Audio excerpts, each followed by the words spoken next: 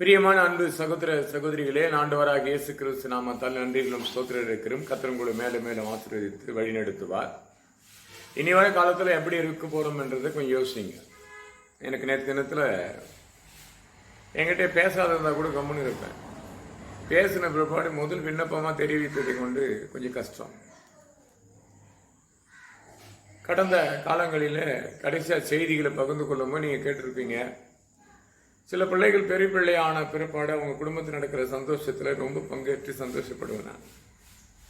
அதே குடும்பத்தில் சில காரியங்களை சொல்லப்படும் போது வருத்தப்பட்டு அவங்க கலங்கி அழுவத்தை கொடுத்து ரொம்ப கஷ்டப்பட்டேன். ஏன் ஆண்டவர் அப்படின்னு. இந்த செய்தி மாலை கேட்டு பிற்பாடு அடுத்த ஒரு செய்தி வருது இரவு.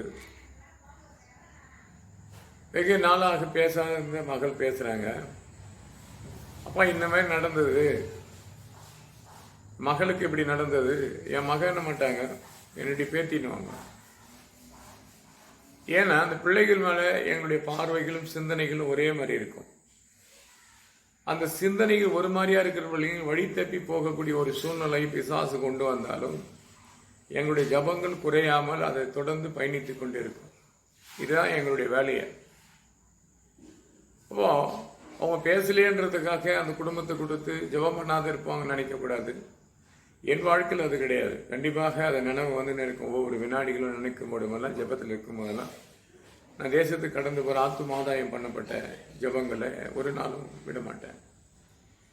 ஏன்னா இந்த வழி தப்பி போகும்போது பிடிக்காத விட்டுட்டோம்னா அது எங்கே போய் விழுன்றதே தெரியாத போய் அப்படி கஷ்டப்பட்டு வந்த பெண்ணு விழுந்துச்சுன்னு சொல்லும்போது ரொம்ப கஷ்டப்பட்டேன்.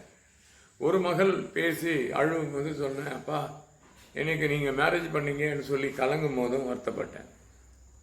நான் பேர் சொல்ல விரும்பல. ஏன்னா என்ன தான் நான் கேள்வி கேட்டுக்குவேன். அவங்க என்னை கூப்பிடும் போதெல்லாம் 2023ஆம் ஆண்டில் 10ஆம் மாதத்தில், அதாவது 5ஆம் மாதத்தில் ஒரு சின்ன காரியம் நடந்தது. அந்த 2023 5ஆம் மாதத்தில் 18ஆம் தேதி நான் விழுந்துட்டேன். அன்னைக்கு அவங்க வீடு ஓப்பனிங், போக முடியாத ஒரு சூழ்நிலை. இதுக்கு பிற்பாடு இத்தனை ஆண்டுகளுக்கு அப்புறம் அவங்க மக பெரிய பிள்ளையாச்சு. நான் சொன்ன சனிக்கிழமை கண்டிப்பாக வந்துடுவேன், ஆனால் ஞாயிற்றுக்கிழமை என்னால் வர முடியாது. ஏன்னா அது எனக்கு விசேஷமான ஒரு நாட்கள். அந்த நாளை விட்டுட்டு நான் எங்கேயும் போக முடியாது. சிலர் விசேஷமான நாட்களை விட்டு என்ன அது சொந்த வேலைக்கும் சுயநலத்துக்காக செய்வாங்க. நீ எப்படிப்பட்டவர்களாக இருந்தாலும் சரி, நான் அழைக்கப்பட்ட தேவன் அப்படிப்பட்டவர். ஒரு மாதிரி நான் அந்த பரிசுத்த ஓய்வு நாள் விட்டுட்டு என்னை ரட்சிக்கப்பட்ட 1998ஆம் ஆண்டில் 7ஆம் மாதம் 22ஆம் தேதி நானும் என் மனைவி ஞானஸ்தானத்துக்கு ஒப்பு கொடுத்த பிற்பாடு எனக்கு நிறைய பிரச்சனை சரீரத்திலும் சுகப்படுத்தினார் கடவுள் 3 நாளில். பெரிய பிரச்சனை இல்லை, அதிகமாக குடி பழக்கத்தில் அடிமைப்பட்டிருக்கும் போது யூரின் இன்ஃபெக்ஷனில் பிளட் வரும். அப்போ மருத்துவமனைக்கு அந்த காலத்தில் ஸ்கேன் ஆரம்பிக்கிற நேரம்.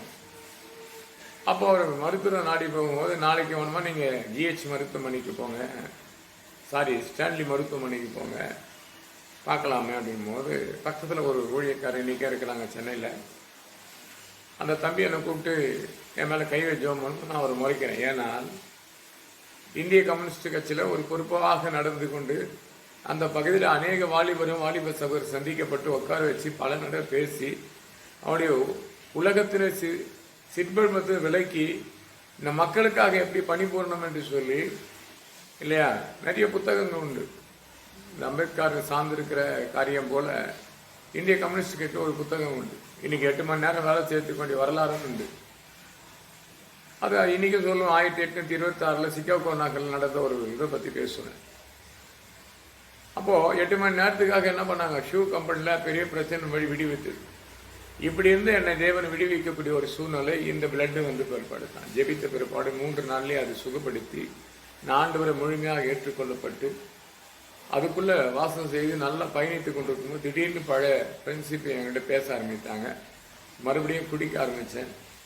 இன்றைக்கி எங்கள் போதகர் பார்த்தீங்கன்னா தமிழ்நாட்டிலே பெரிய இடத்துல கடவுளை எடுத்து பயன்படுத்தி கொண்டிருக்கிறார். ரெவரண்ட் மோகன்தாஸ் அப்படின்னு சொன்னால் எல்லாருக்கும் தெரியும். சென்னை வாசற்படி வட சென்னையிலிருந்து உயர்த்தப்பட்டது. கொட்டை மழை பெய்யுது 99. அந்த மழை பெய்யும் போது ஒருத்தர் சொன்னால், நான் ஏற்கனவே செய்தியோடு சொல்லியிருப்பேன், 2000 அந்த கதையை பேசினாங்க. அப்போ அந்த மழையில் என்ன பண்ணாங்க, சாமியாக குடிச்சிட்டு இருக்கேன். அவர் என்கிட்ட வந்து என்னை கேட்குறாரு. நான் ஒளிஞ்சி கை கட்டின்னு தள்ளி தள்ளி நிற்கிறேன். அவர் ஒரு போலீஸ் அதிகாரியாக இருந்தவர். என்னையும் பார்த்து கொண்டிருந்தார். கூட இருந்த என்ன பண்ணா, அவர் எப்படி இருக்கார் தெரியுமா? இன்னைக்கு அந்த தம்பி பரிகாசம் பண்ணுவான், ஒரு கிண்டல் பண்ணுவேன், அவனை நான் திட்டிக்கினே இருப்பேன். அவன் தான் எனக்கு வாங்கி வந்து கொடுத்தான் பெரிய பாட்டில். இப்போது சின்ன சின்ன பாட்டில் அதை குடிச்சிட்டு மீறி அவர் வராருன்னு சொல்லி நான் இடுப்பில் சொல்லி கொண்டிருக்கிறேன். அவன் காட்டி கொடுக்குறான், இப்போ ஒரு மதுபானம் குடிச்சிருக்க, மீதியை சொறி வச்சிருக்கேன் இடுப்பில் அப்படின்னு. நான் இல்லைன்னா அவர் அதையே தொடர்ந்து சொல்லும்போது அதை எடுத்து கீழே போட்டு வச்சுட்டேன். அப்போ ஒடிக்கும் போது அவர் சொன்னார், நீ கையெட்டு செய்கிற வேலை, ஆசீர்வதிக்கப்பட்ட அந்த பணத்தை எடுத்து வந்து வாரந்தோறும் சம்பாதிச்ச பணத்தை எடுத்து செலவழிப்பது வீணான செலவுக்கு கொடுத்துட்டு அது கண்டுபிடிக்கப்பட்டார்கள் என்று சொல்லி கீழே போட்டு ஒடிப்பதை காட்டியும் இனிமேல் இப்படிப்பட்ட சூழ்நிலைக்கு போக மாட்டேன் என்று சொல்லி சிந்தித்து பார், நல்லா இருக்குன்ட்டு போய் நின்றார். இப்படியே தொடர்ந்து பயணித்தால் எங்கள் சபை கட்டி நீ வராதுன்ட்டு போயிட்டார். அவனை திட்டிட்டு நான் வீட்டுக்கு போயிட்டேன். மறுநாள் ஒரு கச்சேரி நடக்குது. அந்த கச்சேரியில் போய் நிற்கிறேன். அந்த கச்சேரியில் மறுபடியும் குடிக்கக்கூடிய ஒரு சூழ்நிலை ஏற்படுகிறது. நான் விழுறேன். எனக்கு காதனுடைய நரம்புகள் கட்டுப்பட்டது என்று சொல்லி மருத்துவர் கொண்டு போய் நிற்கிறான். அப்போது அந்த மருத்துவம் மேலே நான் பண்ண பொருத்தனை தான் இன்னைக்கு ஜெபித்து கொண்டிருக்கிறேன். என்னை நீ சுகப்படுத்தினால், என்னை பரிபூர்ணமாக சுகப்படுத்தினா உனக்கு நான் வேலை செய்கிறேன். அந்த நாள்லேருந்து இந்த நாள் வரைக்கும் எத்தனையோ விதமான போராட்டங்கள். நேற்று தினத்தை கூட 3 பிள்ளைகள் என்கிட்ட பேசினாங்க. அது 2 பிள்ளைகள் தன் குடும்பத்தை கொடுத்து, தன் மகளை கொடுத்து, என் பேத்திகளை கொடுத்து பேசினாங்க. ரொம்ப வருத்தப்பட்டேன். ஏன்னா இவங்களை சந்தித்த நாள் அதிகமாகுது, போகிறது கிடையாது. அவங்களும் லைனில் வர்றது கிடையாது. அது என்ன நடக்குதுன்னு தெரியாது. மகன் பேசி கொண்டிருப்ப எப்பவுமே அவருடைய பாவம், அவர் பல பிரச்சனைகள் அகப்பட்டு வெளியே வர முடியாது தவித்து கொண்டிருந்த காரணத்தினால அவர் பேச முடியப்போ பேசும்போது பேசுவார். ஆனால் நாங்கள் ஜெபித்து கொண்டு இருப்போம். ஆனால் இப்படி ஒரு காரியம் நடந்ததை பற்றி அவர் என்கிட்ட பேசவில்லை. அப்போ தேவனுடைய காரியம் பார்த்தா, நான் ஒரு இடத்துல ஆண்டவர் இடத்துல பொறுத்தல் பண்ணிக்கல. எனக்கு ஒரு ஊழியம் செய்தால் பிதா உனக்கு கனப்படுத்தான், யோவான் 12:26 இந்த ஊழியம்னா கொஞ்சம் தாமதமாகுதுங்க. மனுஷன் பேசுகிற வார்த்தையை கொண்டு, மனுஷன் பேசுகிற வார்த்தையை கொடுத்து நம்ம என்ன பண்ணுறோம், மாமிசமாக யோசித்து அதை தொடர்ந்து பயணிக்காமல் இந்த பிள்ளைகளுக்கு இப்படி ஒரு பாதிப்பு ஏற்பட்டது, ஒரு செல்ல பிராணிகளுக்கு இப்படி பாதிப்பு ஏற்பட்டது, அந்த குடும்பத்துக்குள்ள இது நடந்தது. அப்படி நடக்கும்போது இந்த அமாவாசை கூட்டம் ஏன் நடக்காத போச்சு என்று சொல்லி யோசிக்கிறேன். பார்க்குற அன்பு சகோதர சகோதரிகளை, என் ஊழியத்தில் கொஞ்சம் தாமதம் இருக்கும்போது யாராவது பாதிக்கப்பட்ட ரொம்ப கஷ்டப்படும். இதுக்கு முன்னாடி ஒருத்தர் கூட இப்படிப்பட்ட பாதிப்பு வரும்போது ரொம்ப வருத்தப்பட்டு இன்னி வரைக்கும் கிளம்பும். ஆனால் கர்த்தர் நிச்சயமாக அவங்கள உயர்த்துவார். இப்போ நான் இன்னைக்கு பேசுகிற நாள் கூட ஒரு அதிசயத்தை செய்து முடிப்பார். நேற்று ஒரு மகள் பேசும்போது எல்லாமே பரிசுத்த ஒரு நாள் ஞாயிற்றுக்கிழமையே ஃபங்க்ஷன் வைக்கிறாங்க. நான் எப்படி போக முடியாது. ஏன்னா அது ஆலோசனை கொடுக்குற காலம். சபைக்குள்ள கடந்து அநேக ஜனங்களுக்கு தேவன் கொடுத்த ஞானத்தை ஆலோசனை கொடுக்க காலத்தில் வர முடியாது. அப்போ கடவுளுக்கான ஒரு வேலை இருந்தால் அந்த வேலையை விட்டுட்டு நம்ம என்ன பண்ண அவசரமாக பண்ணி புறப்பட முடியாது. அந்த மகளுக்கு வச்சு கொண்டாரு. ஆனாலும் மறுபடியும் அந்த மகன்கிட்ட பேசிட்டு, நான் கண்டிப்பாக உன் குழந்தையை நான் தூக்கி ஜெபிக்கிறேன். ஒரு ஆண்டுகளாக குழந்தையில தவித்த பிள்ளைகளுக்கு கர்த்தர் ஒரு பெரிய காரியத்தை செய்து முடித்தார். இப்படி ஒவ்வொரு பிள்ளைகளுக்கும் வர சனிக்கிழமை ஒரு கூட்டம்னு சொன்னாங்க திருவத்தூரில் நடக்கிற கூட்டத்துக்கு நீ வந்தேன்னுப்பா, மதியானமாக முடிச்சிடலாம் சார். திடீர்னு மேலப்பா பரிசுத்த ஒரு நாளைக்கு வச்சிடலாம். கண்டிப்பாக என்னால் வர முடியாது. நான் திருத்தணிலேருந்து திருவத்தூருக்கு வரணும்னு என்று சொன்னால் லேசானது கிடையாது. ஒருவேளை நான் காலையில் கிளம்பிட்டால் சமயம் நடத்த முடியாது. இப்படியெல்லாம் தடுமாறி கொண்டிருந்து ஒரு பக்கம் இருக்கும்போது என் காலில் இதுக்கு முன்னாடி ஒரு பிரச்சனை ஏற்பட்டது. அது சரி பண்ணிச்சு சந்தோஷத்தோடு எல்லாம் ஒழித்துக்கும் நான் ஆயத்தமாகிறேன். மறுபடியும் எதிர்பாராத நான் கையை வைக்கிறேன். 2 இடத்துல ஒரு 2 கொப்பளம் போல இருந்தது. ரொம்ப வருத்தப்பட்டேன். நைட்டு இரவு பார்த்தீங்கன்னா எனக்கு உறக்கம் கிடையாது. மருத்துவமனை கடந்து போகிறோம். என்னை பார்த்து அவர் சொல்கிறாரு, எப்போ அதிகமாக பலவீனம் ஏற்பட்டிருக்குது, பார்த்து பத்திரப்படுத்தி பாரு. இல்லைப்பா தொடர்ந்து ஊழியத்தை கடந்து போகிறேன்னு ஒரு சந்தோஷம். நான் இவ்வளோ தூரம் போகிறோமே, எல்லாம் இன்னைக்கு எல்லாம் சரியாச்சு, இனி வர காலத்துக்கு மறுபடியும் தொடரலாம். நான் வீட்டு விட்டு எங்கேயும் போகிறது கிடையாது. மனிதனு சில பேசுகிற வார்த்தைகளை கொடுத்து முன்வைத்து கொண்டு நான் இந்த உலகம் அப்படி தான் ஏதாவது பிரித்து கொண்டே இருக்கும். ஆனால் என் ஊழியத்தை தாமதித்தா என்ன வரும், கஷ்டம் தான் வரும். அதுதான் எனக்கு ஒரு ஊழியம் செய்தால் பிதாவனை கனப்படுத்துவார். ஊழியம் செய்து கொண்டிருந்தால் தான் எனக்கு கனவெடுத்த அந்த கனத்தை நான் பெற்றுக்கொள்ள முடியும், இல்லைன்னா முடியாது. ஆமாம், கடவுளிடத்தில் நீங்கள் பார்க்குற அன்பு சகோதர சகோதரியின் சாட்சிகளை ஒன்றும் சொல்லிக்கொண்டே போக முடியும். எங்கள் போதகர் தினந்தோறும் பார்த்தீங்கன்னா சில ஆண்டுகளுக்கு முன்பாக ஒரு 22 வருஷத்துக்கு முன்னாடி எங்களை சந்திப்பது அவருக்கு பெரிய வேலையாக இருக்கும். எங்கே போனோம் எங்கே வந்தோன்னு எந்த நேரம் வினாடியில் ஃபோன் பண்ணி பார்த்தோன்னா ஒரு 2 வீலர் தான் இருக்கும், பழைய வண்டி. அதை எடுத்துக்கின்னு ஒருவரும் விடுவார். எங்கள் கோட்டர்ஸ் மேலே ஏறி வரத்துக்குள்ளே அவர் போதும் ஆகிடும். பார்த்து எனக்கு ஞானஸ்தானம் எடுக்கிறதுக்கு என்னை சுற்றி கொண்டே இருந்தார். ஞானஸ்தானம் எடுத்தபடி என்னை வழி நடத்தி கொண்டே இருந்தார். அதுக்கப்புறம் வழி தப்பி போகும்போது கடைசியாக கோவப்பட்டு கடந்து போனார். அன்னைக்கு மனம் திரும்பி தேவனுக்கு முன்பாக அறிக்கை செய்து வந்து இந்த நாள் வரைக்கும் 28 வருஷமாக கர்த்தருடைய வேலையை செய்து கொண்டிருக்கிறோம். இன்றைக்கி அங்கே போதும் தெரியுமா, ரெவரண்ட் மோகன்தாஸ்னு எல்லாரும் தெரியும், வேசற்படியில். இன்றைக்கி தமிழ்நாடு ஃபுல்லாக அவர் கொடுத்து போற்றுகிறார்கள், அவர் கொடுத்து வர வைக்கிறாங்கன்னு சொன்னால் அன்னைக்கு விதைத்த அறுவடைக்கு பதில் தேவன் கொடுத்து கொண்டே இருக்கிறார். எத்தனையோ கைவிடப்பட்டார். கடைசியாக இந்த பார்த்து அவர் கடந்து போக சொன்னார், என்னை போலே உபத்திரப்படுகிற கர்த்தர் நிச்சயமாக உன்னை உயர்த்துவார் என்று 2023ஆம் ஆண்டில் என் தாய் இறந்து போன அந்த செய்தி கடந்து வந்து சொல்லும் போது என்னை பார்த்து அழுவதை பார்த்து சொன்னார். ஏன்னா என் ஊழியம் அப்படிப்பட்டது. பார்க்குற அன்பு சகோதர சகோதரிகளை, இந்த வழி எப்படிப்பட்டது கொஞ்சம் யோசிங்க. நம்ம எப்படி பார்க்குறா தெரியுமா? ஒரு வசனத்தை வாசிப்பேன் நான். நீதிமொழி புத்தகம் 6ஆம் அதிகாரம் 22ஆம் வசனம். நீ நடக்கும்போது அது உன்னை வழிநடத்தும், நீ படுத்து கொள்ளும் போது அது உன்னை காப்பாற்றும், நீ விழித்து கொள்ளும் போது அது உன்னோட கூட சம்பரிக்கும். நடுத்தாலும் படுத்தாலும் எழுந்துக்கும் போது தேவன் நம்மளை நடத்தி கொண்டே இருக்கிறார். இந்த சத்திய வசனம் அதுக்குள்ள கிரியை செய்தால் நல்லா இருக்கும். வசனம் ஒவ்வொன்றும் படிக்கப்படும் போது ஒரு வித்தியாசமான காரியத்தை கொடுத்து நம்ம பார்த்து கொண்டே போகலாம். அப்போ கடவுள் நமக்கு செய்கிற ஒரு நன்மையான காரியத்தை பார்க்கப்படும் போது என்ன நடக்கும்? அப்போ இங்கே அதே நீதிமொழி புத்தகத்தில் 7ஆம் அதிகாரம் 2ஆம் வசனம் போது, என் கட்டளைகளை என் போதகத்தை உன் கண்மணி போல் காத்துக்கொள், அப்போது நீ பிழைப்பா. இந்த வேத வசனத்தை தினந்தோறும் படிங்க. இந்த அதிகாலையில் பார்த்தா இரவு முழுவதும் தூக்கம் இல்லை.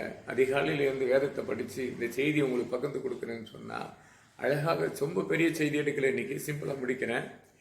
என் கட்டளைகளும் என் போதகத்தை கண்மணி போல் உன் கண்மணி போல காத்துக்கொள், அப்போது பிழைப்பா. கர்த்தர் நம்மளை கண்மணி போல காப்பார் இல்லையா? நீதிமொழி புத்தகத்தில் படிக்கப்படும், ரொம்ப அழகாக இருக்கும்.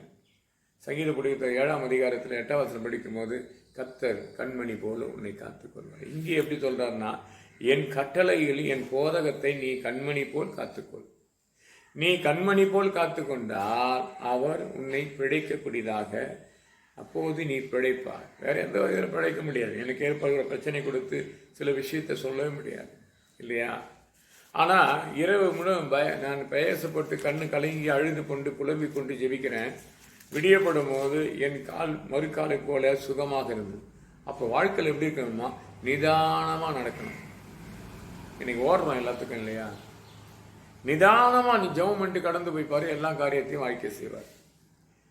எனக்கு தெரிஞ்ச சகோதரனுக்கு அடிக்கடிக்கு சொல்லுவேன், நீ அவசரப்படாதப்பா, இந்த காரியத்துக்காக இதை பண்ணிப்பாரு, அது நிதானமாக இருக்கணும். அவர் நிச்சயமாக சொல்லுவார், நான் நிச்சயமாக அதை பண்ணுறேன், பார்க்குறேன், நேரம் அவன் பண்ண மாட்டேன். ஆனால் தொடர்ந்து ஏதோ ஒரு வேலைக்கு அவர் ஓடிக்கொண்டே இருக்கிறார். இங்கே பைபிளில் படிக்கப்படும் போது வித்தியாசமாக நீதிமொழி 14ஆம் அதிகாரம் 2ஆம் வசனம் படிக்கிறவன், நிதானமாக நடக்கின்றவன் கர்த்தருக்கு பயப்படுகின்றவன். நிதானமாக இருக்கணுமா? ஏன் ஓடினா ஜெயித்துப்படுவோம்? கர்த்தரிடத்துல சொன்னால் அது காரியத்தை நம்ம நேர்த்தியாக பண்ணுவார். ஒரு மகன் சொன்னாங்க, அப்பா நாங்கள் ஏற்கனவே பொறுத்து நிறைய பண்ணிட்டோம், அது ஒரு வேலை முடிஞ்சால் நீங்கள் ஆலயத்தை கட்டி முடிப்பீங்க அப்படின்னு.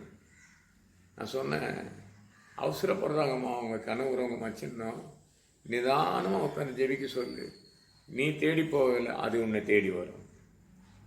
நானே வழியும் சத்தியம் ஜீவனமாக இருக்கிறேன்றார். அவர் தான் இருப்பார். ஏன்னா நல்ல வேதத்தை தெளிவாக படிச்சு பாருங்க. யோவான் புத்தகத்தில் 14ஆம் அதிகாரம் 6ஆம் வசனம், நானே வழியும் சத்தியம் ஜீவனமாக இருக்கிறாரு. இந்த வேதத்தை ஏன் படிக்க மாட்டேங்க எனக்கு தெரியல. நிறைய எங்கள் சபையில் என் பிள்ளைகளை கூட நிறைய திட்டேன். ஸ்கூலுக்கு போறீங்க, நீங்கள் புத்தகத்தை படிக்கிறீங்களா இல்லையான்னு எனக்கு தெரியலன்னு கூட கேட்டேன். இன்னைக்கு வாழ்க்கையில் வரலாறு காண முடியாது உயர்த்தப்பட்டது எதிரானா பைபிள் படித்த பிற்பாடு தான். அந்த படிக்க மட்டும் உனக்கு ஜெபம் வந்துடும். அப்போ நீ படுத்தால் அவர் பாதுகாப்பார், நடந்தால் வழி நடத்துவார் இல்லையா? வாழ்க்கையில் நம்ம படுக்கும் போதெல்லாம் அவர் காக்கிறாரு. நான் இரவு வராத என் மனைவியை எழுப்பி நான் பேசிக்கொண்டே இருக்கிறேன். முடியல. கடைசியாக எனக்கு இது இப்படி பண்ண முடியாது, இது வேறு வழியாக போகணுன்னு வந்து நான் பள்ளிக்கூடத்தில் உட்காந்து ஜெபிக்க ஆரம்பிக்கிறேன். 1:30 மணிக்கு நான் கத்தி பாடி தவித்து பல நாட்கள் ஆகுது. நான் சத்தம் விட்டு கண்ணு கலங்கிட்டேன். கர்த்தர் சொல்கிறார், நானே வழியும் சத்தியம் ஜீவனமாக இருப்பேன். உன் வாழ்க்கையில் சத்தியம் யோவான் புத்தகத்தில் வாசிக்க போது 14ஆம் அதிகாரத்தில் 6வது நானே வழியில் சத்திய ஜீவனமாக இருப்பேன்றாரு. அவர் தான் வழியாக இருப்பார். ஆனால் நம்ம எப்படி இருக்கிறோம்? நிதானம் இல்லாத ஓடிக்கொண்டிருக்கிறோம். கொஞ்சம் நிதானமாக இருந்து பாருங்க, நீங்கள் நினைக்கிற காரியம் உங்கள் அருகில் வந்துடும். தீமை அல்ல, நன்மையை மட்டுமே. நல்ல வசனம் வாசிக்கிற பாருங்க. நிதானமாக நடக்கின்றவன் கர்த்தருக்கு பயப்படுகின்றான், தன் வழியிலே தாறுமாறாக அலைகின்றவன் அலட்சியம் அடைகின்றான். தாறுமாறாக ஓடுவான் சிலர். இந்த காரியத்தில் இப்படி போய் சீக்கிரம் பண்ணாதான் அது முடியாது. தேவன் இதயத்தை மகிழ்ச்சி அடைய கிருபை செய்கிறார். இதில் பார்த்தீங்கன்னா 15ஆம் அதிகாரம் 13ஆம் வசனம் படிக்கிற பாருங்க. நீதிமொழி புத்தகத்தில் மனமகிழ்ச்சி இருந்தால் முகமலர்ச்சி இருக்குமா? மனத்தில் மனமகிழ்ச்சி இருந்தால் முகமலர்ச்சி வரும். சிலர்லாம் பார்த்தோன்னா ஏகப்பட்ட பிரச்சனை வச்சுக்கின்னு சிரிச்சுன்னு இருப்பாங்க. ஒரு செகண்டில் அப்படியே மாறிடும். கரண்ட் போட்டது போல், சுவிட்சு போட்டு லைட் எரிஞ்சது போல், சுவிட்ச் ஆஃப் வந்து இருள் அடித்தது போல் ஆகிடுவாங்க. ஆனால் ஆண்டவர் இங்கே படிக்கப்படும்போது சொல்கிறார், நீ மனமகிழ்ச்சியாக இருந்தால் முகமலர்ச்சி இருக்குமா? அப்போ மனதுக்குள்ளே அநேக வேதனை இருந்தால் எப்படிங்க உங்களுக்கு சந்தோஷம் இருக்கும்? ஆண்டவர் சொல்கிறார், நானே வழியும் சத்தியமாக ஜீவனமாக இருக்கிறேன். எனக்கு ஒரு ஊழியம் செய்தால் பிதாவனப்படுத்துவார். ஆண்டவருக்காக ஊழியம் செய்யுங்க. எந்த போதகருக்கு ஊழியம் செய்ய வேண்டிய அவசியம் கிடையாது. எந்த போதகர்களுக்கும் போய் நம்மளை மேன்மைப்படுத்துவார். அந்த போதகர் என்னை பார்த்து அப்படி பண்ணிடுவார், இந்த பாஸ்ட் இப்படி பார்த்தா அப்படி பண்ணிடுவார், இந்த ரெவரண்ட் பார்த்தா இப்படி பண்ணிடுவான்னு நினைக்காதீங்க. ஏசு நமக்கு என்ன பண்ணணும்? ஏசு என்ன சொன்னார் பார்த்தீங்களா? நிதானமா போ, நீ கர்த்தருக்கு பயந்த பிள்ளையாக இருப்ப. இன்னைக்கு பார்த்து நிறைய விஷயங்களை பார்க்க முடியும். பைபிளில் படிச்சுன்னு போய்க்கினே இருக்கலாம். ஆனா இந்த 6ஆம் அதிகாரத்தை சொல்றாரு, நீ நடக்கும்போது அது உனக்கு வழிகாட்டும், நீ படித்துக் கொள்ளும் போது அது உன்னை காப்பாற்றும். அங்க நிதானமா நடக்க சொல்றாரு. இங்க நீ நடக்கும்போது அது உனக்கு வழிகாட்டும். நிதானமா நடக்கும் போது நம்ம பயணங்கள் அழகா இருக்கும். 100 மடங்கு வேணுமா? அதே 21ஆம் அதிகாரத்தில் நிதானமா ஈசாக்கு கடந்தான். இயேசு சொன்ன வார்த்தை கேட்டான். அந்த தேசத்துல விதைத்தான், 100 மடங்கு பெற்றுக்கொண்டான். கடன்பட்டவர்களா இருக்கும், கைவிடப்பட்டவர்களா இருக்கலாம், உலகத்தால் தள்ளப்பட்டவர்களா இருக்கலாம். இன்னைக்கு நிதானமா இந்த வேத புத்தகத்தை எடுத்துக்கொள்ளுங்க. நீதிமொழி புத்தகத்தை படிக்கிறீங்களோ, சங்கீத புத்தகம் படிக்கிறீங்களோ, ரொம்ப சிம்பிளா சொல்றவங்களுக்கு ஒரே ஒரு அதிகாரத்தை படிங்க. படிக்குமா அந்த அதிகாரத்திலேருந்து உன்னோடு பேசுவதை போல் நீங்கள் சொல்லுங்க, கர்த்தாவே என்னோட நீ பேசு, நான் கேட்குறேன்னு சொல்லிட்டு படிங்க. நான் அப்படி தான் படிப்பேன். எனக்கு ஒரு நேரத்தை கூட ஒரு வசனத்தில் ஒன்று அனுப்பிச்சாங்க, ஐயா எத்தனை காலத்தை நேரத்தை எடுத்துக்கிறீங்கன்னு. நான் ஒன்று தான் சொல்கிறேன், இந்த உலகத்தில் எத்தனை ஃப்ரெண்ட்ஷிப் வச்சு பேசி கணக்குறாங்க இல்லையா? 20 நிமிஷத்தில் நீ கத்திரிடத்தில் காது கொடுத்து காது உள்ளவன் கேட்டேன் என்று சொன்னால், நிதானமாக நீ நடந்து பயணித்தேன் என்று சொன்னால், உன் குறைகள்லாம் நிறைவாக்க கர்த்தர் உங்களை மேலும் மேலும் ஆசீர்வதிப்பாராக. ஜெபம் பண்ணுவோம். என் அன்பால் நேசிக்க நல்ல பிதாவே, உன் கிருபைக்காக சோத்தரிக்கிறோம், வல்லமைக்காக துதிக்கிறோம். உன்னை போற்று ஒவ்வொரு இதயம் இதை கேட்கப்படும் போது இதயம் திறக்கப்படட்டும், மன மகிழ்ச்சியாக வாழப்படட்டும். பெரிய இயேசுவுக்குதான் ஆமென். மறுபடியும் சொல்லுகிறேன், அன்பு சகோதர சகோதரிகளை, ஆலயத்தை கட்ட வேண்டிய உதவிக்கு நீங்கள் ஜெபம் பண்ணுங்க. உள்ளத்தில் கர்த்தர் பேசினார் என்று சொன்னால் பிதா குமாரன் பரிசுத்த நாமத்தால் கொடுக்க ஆரம்பிங்க. கர்த்தர் உங்களை மேலும் மேலும் ஆசீர்வதித்து பெருக செய்வாராக. ஆமென், ஆமென், ஆமென்.